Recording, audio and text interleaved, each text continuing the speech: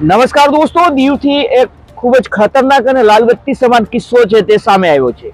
દીવની એક હોટલની અંદર કેમેરા રાખીને લોકોની જે અંગત પળો છે તેને કેદ કરવામાં આવતી હતી, જેનો ભંડાફોડ થયો છે. દીવ પોલીસે પર્દાફાશ કર્યો છે.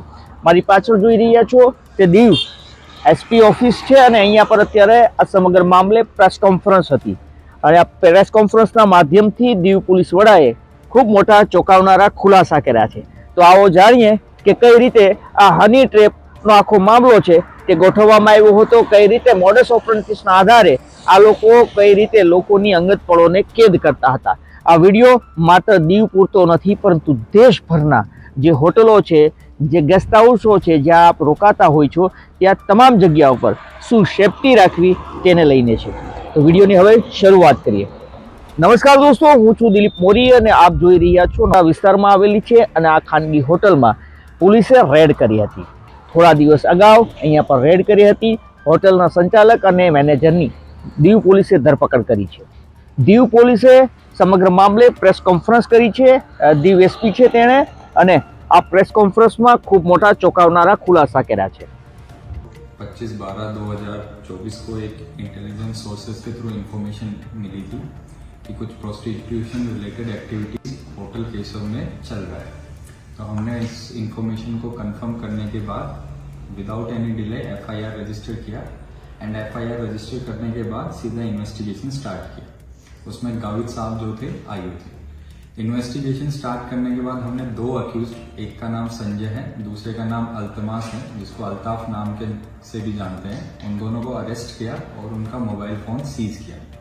मोबाइल फ़ोन के साथ हमें एक सीक्रेट कैमरा भी मिला जो कि हमने साथ में सीज किया. मोबाइल फ़ोन में हमें बहुत सारे विक्टिम्स के प्राइवेट सेक्सुअल वीडियोस मिले एंड उसमें और भी बहुत सारी चीज़ें हमें रिवील हुई. फर्दर इन्वेस्टिगेशन में हमें एक लड़की जो कि अक्यूज A3 है उसका भी इन्वॉल्वमेंट हमें मिला एंड एक्सटॉर्शन रिलेटेड चीज़ें खुली. उसमें ये लोग क्या करते थे कि ये विक्टिम्स को बुलाते थे, वहाँ पे उनके प्राइवेट वीडियोस रिकॉर्ड करते थे थ्रू सीक्रेट कैमरा जो कि हमने सीज किया है एंड बाद में उनसे लार्ज अमाउंट ऑफ मनी जो थे एक्सटॉर्ट करते थे.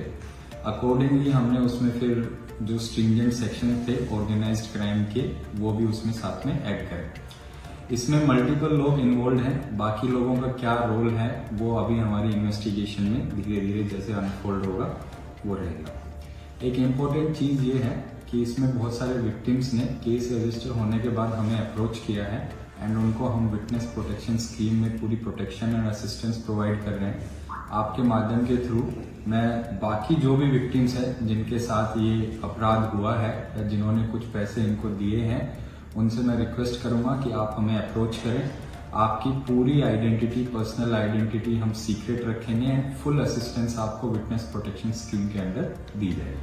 कि इनका एक नेटवर्क था जिसमें ये विक्टिम्स को कांटेक्ट करते थे और मसाज पार्लर, मसाज देने के नाम से यहाँ पे बुलाते थे और एक्स्ट्रा सर्विस के नाम पे जो चीज़ें होती थी उनको ये रिकॉर्ड करते थे. ये लगभग 6 महीने से ये ऑपरेट कर रहे थे, बट हमें पता चला है कि सेक्सटॉर्शन रिलेटेड चीज़ें वो लास्ट 1 महीने से हो रही. होटल जो था, जो अक्यूज्ड A1 है वो उसको रन करता था. इन्होंने ये कॉन्ट्रैक्ट किया था, जो ओरिजिनल ओनर्स हैं होटल के उनके साथ कॉन्ट्रैक्ट किया था. तो अभी होटल लीज पे अक्यूज्ड A1 जिसका नाम संजय राठौड़ है वो चला था. एमओ ये था कि बेसिकली जो कमरे के अंदर एक बेड होता है उसके सामने एक इलेक्ट्रिक स्विच था. उस स्विच के अंदर ये कैमरा प्लेस करते थे और उस स्विच को इन्होंने तोड़ रखा था जहाँ पे कैमरा प्लेस करते थे और वहाँ से फिर ये प्राइवेट एक्ट्स जो थे विक्टिम्स के रिकॉर्ड करते थे.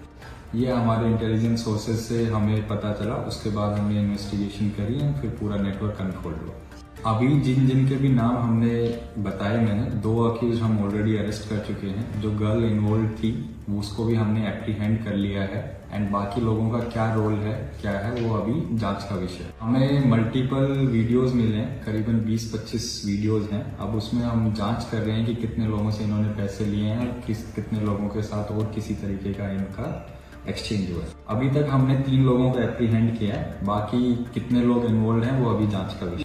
राठौड़ है एंड उसका मैनेजर अल्तमास, जिसको अल्ताफ के नाम से भी जाना जाता है. જે હોટેલ છે તેના જે સંચાલકો અને મેનેજર હતા, આ બંને લોકોને શીશામાં ઉતારવાની શરૂઆત કરી હતી. અહીંયા પર મસાજના નામે એક યુવતી હતી જે આ હોટલની અંદર હતી. હોટલનો એક રૂમ છે. આ રૂમની અંદર એક સ્વિચ છે, જે સ્વિચની અંદર હિડન કેમેરા છુપાવ્યા હોવાનું સામે આવ્યું છે. આ હિડન કેમેરાની અંદર જે લોકો આ હોટલની અંદર જતા હતા તેની અંગત પળો છે તેને આ કેમેરાની અંદર કેદ કરવામાં આવતી હતી, અને કેમેરામાં કેદ કર્યા બાદ આ હોટલ સંચાલકો જે રૂપિયાની ડિમાન્ડ કરતા હતા તેવું સામે આવ્યું છે. તેવા આરોપો લાગ્યા છે.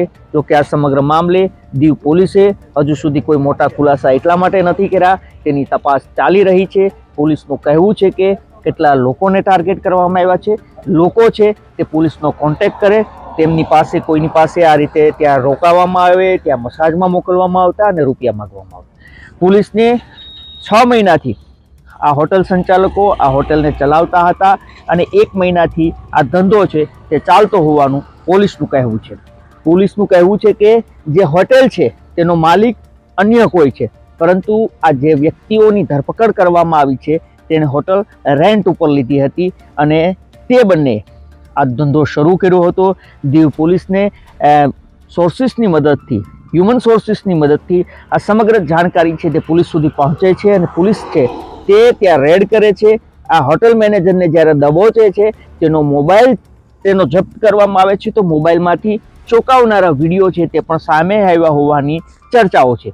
જોકે દીવ પોલીસે આ સમગ્ર મામલે એક પ્રેસ કોન્ફરન્સ કરી છે, આ બંને લોકોની અટકાયત કરી છે, બંને લોકોને જેલ હવાલે કર્યા છે. પરંતુ સવાલ એ છે કે 1 મહિના દિવસની અંદર આ હોટલ સંચાલકોએ કેટલા લોકોને એ રૂમની અંદર મસાજના નામે લલચાવીને મોકલ્યા હશે, કેટલા લોકોના વિડીયો છે જે અંગત પળોના એ કેદ કર્યા હશે તે કહેવું હાલ મુશ્કેલ છે. જો કે આગામી દિવસોમાં આ સમગ્ર મામલે પોલીસ મોટા ખુલાસા કરી શકે છે. એટલું જ નહીં, આમાં અન્ય લોકોના પણ નામ ખુલી શકે છે, કારણ કે પોલીસને અત્યારે કહેવું છે કે તેની તપાસ ચાલી રહી છે અને આમાં અન્ય કોઈ આરોપી છે કે કેમ તેની આગામી દિવસોમાં જાણકારી મળી શકે છે. પરંતુ સવાલ એ છે કે દીવની અંદર લોકો છે તે હોટલોની અંદર રોકાતા હોય છે, પોતાની સેફટીને લઈને મસ્ત મોટો ખર્ચ કરતા હોય છે, રૂપિયા ચૂકવતા હોય છે, પરંતુ અહીંયા પર સેફટીને લઈને પણ